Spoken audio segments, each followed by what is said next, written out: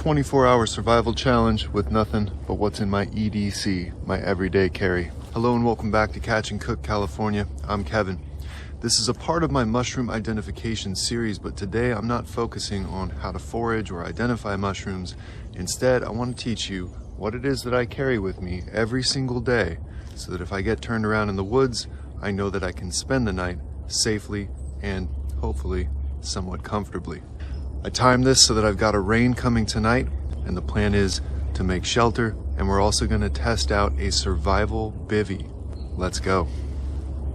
Real quick before we begin, we have some exceptional low tides this weekend, and I will be guiding rocky intertidal foraging. We've also had exceptional rain, so my mushroom classes are in full swing. For more details, catchandcookcalifornia.com. My everyday carry kit is quite a bit larger than many others, but I carry a lot of gear in it that I use throughout the season, including rain gear, and I definitely recommend carrying some work gloves, a heavy-duty trash bag, and one of these folding saws we'll talk more about in a moment.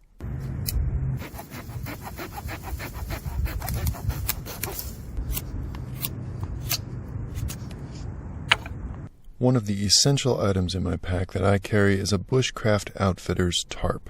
I carry a pretty decent sized tarp because I'm often teaching people in the woods, and if I am teaching people, guess who they're going to come to if something goes wrong?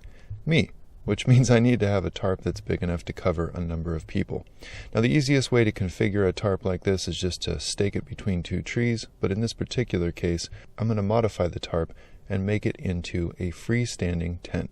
In order to do this, I'm first going to cut the bottom of this branch and then cut from the top to fell a dead pine branch. This is going to be my single support, and as I clean it up and measure it, cut it to length, and then I need to make sure I have some type of padding between the top of that pole and the inside of my tarp. I'm going to use it sort of like a digging stick to create a little foundation there, and then I'm going to wedge it into place to make sure that it is actually the right length.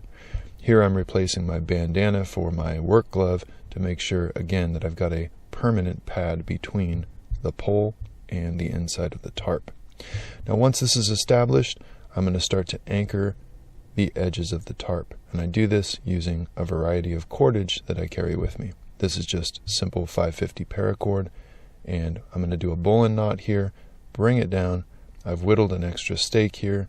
By staking down the edge of the tarp here, it's going to help keep any potential entry points for mosquitoes and also allows me another anchor point. Rinse and repeat on the other side, and then I will make my final adjustments. Finally, I'll tie it off once more with another bowline, and this is going to be my lead line from the top of my doorway. I'll stake this down, cut the remaining cordage, hop in there and test it out, see how it feels. I got plenty of room, but this is just the beginning. This would be a situation where I'm now dry, but now the real work comes in. I definitely recommend some of these work gloves for this. Gloves can really help to protect your hands because what we need to do here is break a whole bunch of dry brush. I want a bunch of interlocking, kind of randomly shaped sticks. And this is going to form the box spring for my bed. I lay all this down, and then above that I need to grab a whole bunch of fluffy, soft material, in this case pine duff. I don't want to get it from the very ground because that's very damp right now because it's been through the rain recently. But the pine duff that's stuck up in the brush has had wind and a little bit more sun exposure and is quite a bit drier. I'm using my heavy-duty trash bag so that I can accumulate a ton of material and transport it with one trip. If I didn't have this bag, I'd be making trip after trip after trip back to my shelter, and that gets very tedious. So I'm gathering up only the driest of dry material that I can find. If there had been a heavy rain the night before, I probably wouldn't be using pine duff. I might cut green boughs from the branches above my head, give them a solid shake, and that might be my best bet. Soaking wet pine duff is not going to be a warm night's sleep. As I bring it back to my shelter, I start transporting it in.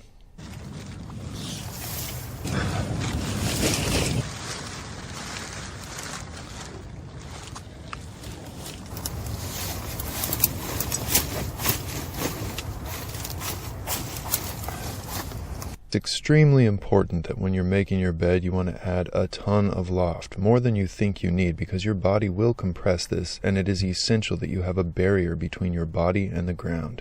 On this survival outing, I'll be testing the Tact Bivvy made by Frog&Co. Try this Tact Bivvy. We'll see. That is very thin, so we'll see if it holds up.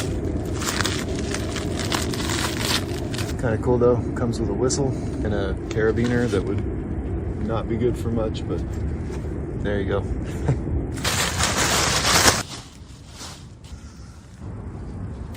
When I first heard about using one of these survival bivvies, my very first gut reaction was, why not throw a couple of these in there and just see what happens? Maybe that'll help, at least for a few hours. These last supposedly for 10 hours, so we'll see. I'm gonna throw a couple down by my feet, a couple by my core. These take up almost no space, so let's test it and see if they're worth bringing. I've already shown you a few things I keep in this bag. Definitely some gloves, super handy, especially if you're dealing with poison oak area, and there's for sure poison oak out here. This little folding saw by Outdoor Edge, super sleek, very lightweight. It's a lock blade, Japanese style cross cut. I wouldn't use it to build a log cabin, but it's wonderful for this. It takes up almost no room. Got a mosquito head net that I can wear. I have more mosquito net in here for my door. The survival expert Morse Kohansky once said he breaks down everything in his kit based on two principles. One, how does this allow me to meet my basic water needs? And two, how does this help me sleep better? I sleep a lot better even if I don't have one mosquito buzzing around my ears. If I have 50 buzzing around my face, I'm probably not going to sleep at all. So mosquito net for me is worth the weight and the bulk, and it doesn't weigh much and doesn't take up much space. Of course, a ton of different types of cordage. My rain gear is with me because I'm often out here mushroom foraging. Hence the mushroom book, that's always in here anyway. I haven't seen anything but toxic mushrooms today, so I don't think I'll be cooking much of anything. There's definitely a lot of edible plants and useful plants and medicinal plants around here, so maybe I'll make some tea. I'm gonna have to do something in there because it's gonna dump rain tonight. This little bag is from Hidden Woodsman. All of his bags are very well made. The Sawyer Squeeze. My buddy Lucas had this on a backpacking trip we went on last summer, and I love it. You just fill up the bag, squeeze it through the filter, and there you go. Gets rid of like 99% of Giardia, Cryptosporidium, all that stuff. Takes up almost no weight. If I wasn't carrying a belt knife, I'd be carrying a Mora. Mora makes great knives, and I always have emergency rations. I always keep these in my pack, and I never touch them. They are for emergencies only. My tarp behind me fits right into this cool little titanium pot that allows me to boil water if I need to, or to do any kind of cooking. It's a lot easier than cooking in a water bottle. I always carry a single-walled stainless steel water bottle. That way I can boil water in here. If it's double-walled and insulated, keeps your water very cold, but it's impossible to boil water in. So I like the old school ones. And stainless steel is much safer, much better for your health than aluminum. The top ferro rod, this is clipped in so I can't lose it. I also carry a Bic lighter in my pocket. First aid kit, mosquitoes are starting to come out now. Some snare wire, fishing line, fishing kit, pelican headlamp, signal mirror, a few other bells and whistles.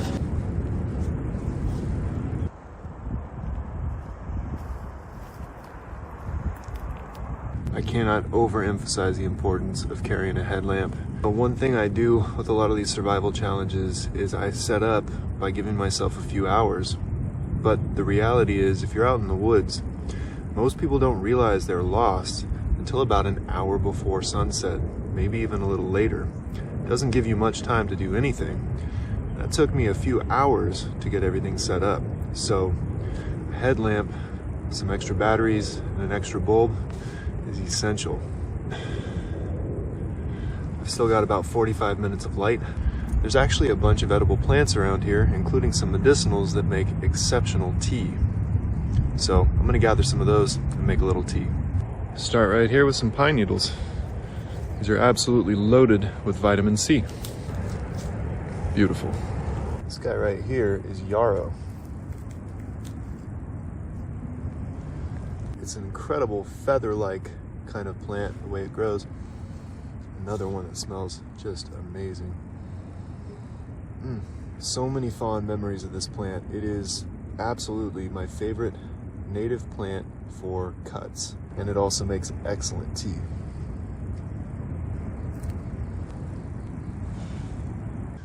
And this right here is Yerba Buena. It's in the mint family. Seriously growing right next to my shelter. Pretty awesome. It's got this beautiful purple hue at times on the bottom of the leaf. And then it's kind of leathery. Oh my gosh. Gosh, that smells so good. Coyote mint is another one out here. People use it medicinally, but it can also apparently cause miscarriage if you use too much of it. So I don't mess with coyote mint, but I definitely love Yerba Buena.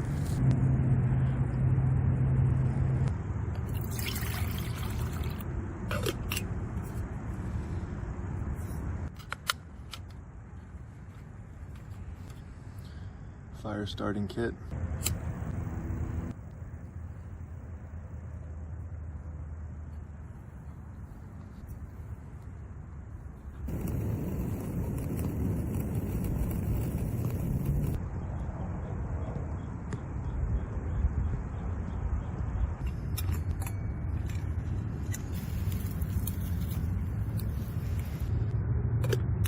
Nice to warm my hands. Sun going down, it's getting a little chilly out here. Man, Yerba Buena really comes through. That is such a great herb. Yerba Buena, good herb. Jeez, I wonder why it's named that. Some of the local indigenous folks will call it Indian tea. I'm sure it has a ton of different names in a ton of different local native languages, but the only one I ever knew it by was Yerba Buena. Oh man, that's good tea. That's one of my favorite things about doing stuff like this is you can't find that in a store, and you'll never find this experience anywhere other than out here. And you know, I don't want to rant or anything, but I do want to say this, which is I've been thinking more and more about this lately, that many people become addicted to comfort. They're afraid to get outside of their comfort zone, and they surround themselves by people who are fearful of getting outside their comfort zones. And it allows them to sort of justify and validate that fear. And they'll say things to people like me like, how could you go diving? There's sharks. Sure there are. But if you sit on your butt all day, you're probably going to die of a stroke or a heart attack. You know, how could you come out to the woods? There's mountain lions. It's true, there are. But, you know, there's shootings in the city. And I don't know, for me, coming out here, knowing that it's going to rain tonight, knowing that I'm sleeping on a bough bed and pine duff that's pretty dry but not particularly dry, knowing that it could get very cold, I mean, this is all part of the adventure. And a taste of local herbs like this that grow out here, no irrigation required, no fertilizer required, 100% volunteering from fog and rainwater. I mean, this is the ultimate organic experience. And I think that's one of my favorite things about foraging is you experience these places, not just the sights and the smells and, you know, feeling your feet on the earth, but through taste. And I love sharing food with people, and I love when people get a taste of the wild, something that you cannot buy in the store. And that's what I got right here. Well, I'm gonna turn in, and maybe I'll update you in the middle of the night. I'm gonna dig into my rations. Got a Cliff Bar and some jerky. But now it's time to turn in. All right, Survival Bivvy time. A nice bough bed. It is super comfortable. See how it goes. Wow. It's 2:40 in the morning, and this is the first I have felt even this much cold. And I'm not actually cold. My left leg has maybe a foot section that is slightly damp from the condensation inside the bag, and that one section is just slightly cold. Everything else has been super warm the whole night. So I'm gonna go back to bed. and see how much longer I stay that way. Well, it's 4 in the morning. I'm still super comfortable. And it just started raining. So it's kind of a light rain. I'm just gonna go back to bed.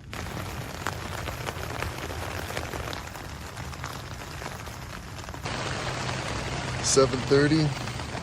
Tarp shelter's working beautifully. I slept very, very well.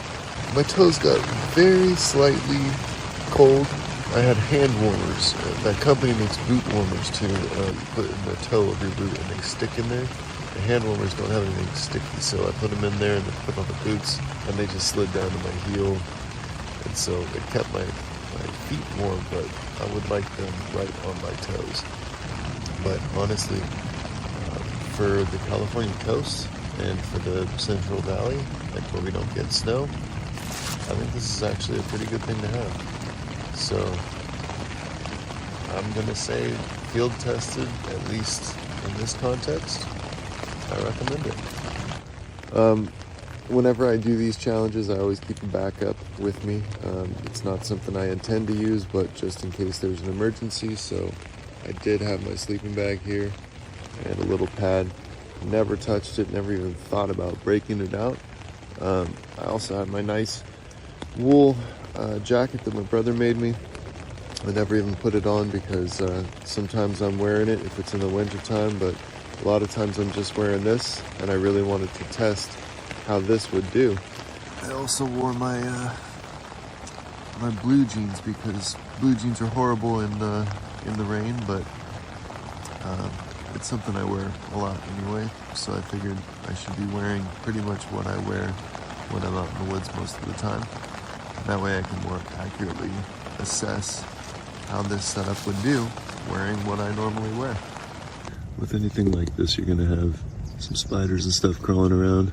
That's actually the first bug I've seen in my shelter.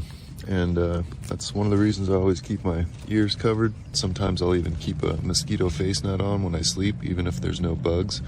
Just because the idea of something crawling in my nose or crawling up under here into my ears freaks me out.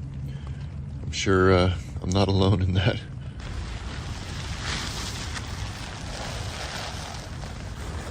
So I got my emergency stuff in here, the sleeping bag that I didn't use, anything like that. One more application of this plastic bag. I've worn these as ponchos in the Sierra Nevadas when I was a kid while I was deer hunting when a storm popped up. On this particular outing, I used it to acquire a whole bunch of debris and transport it back to make my debris bed. Definitely recommend the bag. And don't skimp, don't go to the dollar store for these. Get the ones from the hardware store that are made for hauling out debris from, yard work and stuff like that, and they're tougher so that they can handle sticks and things like that, which are definitely going to be in your bag when you're building a debris bed, so you want a good tough one. I'm definitely picking up anything that I brought in. Pack out what you pack in. What do people say now? Leave only footprints. And this sleeping bag, I think I can use this again. I thought it was going to be a single-use thing, but this is actually pretty tough. Sometimes you're in an area like this and you can't find water and it starts to rain. Another thing you can do with that plastic bag, and you can even orient your tarp to do this, is to catch water. I know that this water doesn't look like much, but believe me, that can be the difference between a drink and no drink. So you can actually orient your tarp so that when the water hits the tarp, it'll run right down into that plastic bag, just kind of configured like a little dish. And then in the morning, you can just scoop it out, and it's just rainwater. It's time once again to break down camp and leave no trace that we were ever here. Now I know I carry a lot more in my everyday carry than most people do, but this is what I actually carry in the woods during mushroom season, especially if I'm with friends. I've done survival challenges out of an Altoids 10-size survival kit, but I've got to be honest, when it comes to a slightly comfortable night in the middle of the rain in the woods, I think a backpack-sized survival kit is really where it's at. You can see here, no trace left behind. It looks just like it looked when we showed up. Well, I'm going to keep this video pretty much straightforward. And I think I've proven what I needed to prove, which is that pack works quite well. I did notice some wild carrot on my way out, but it was actually pretty small, so that's inspired me. In a coming video, I want to walk you through some of my very favorite local edible, medicinal, and useful plants, including wild carrot. If you like this video, please give me a thumbs up, leave a comment. I love hearing back from you. And until next time, keep the old ways alive.